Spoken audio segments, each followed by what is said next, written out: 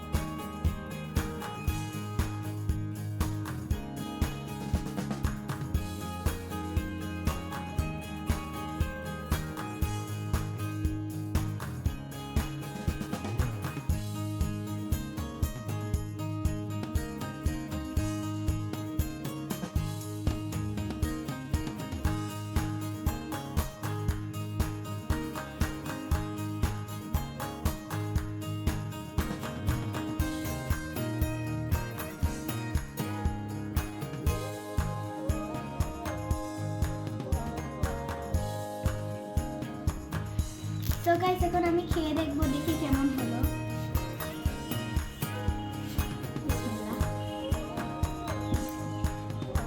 Guys অনেক বেশি মজা হয়েছে, অনেক।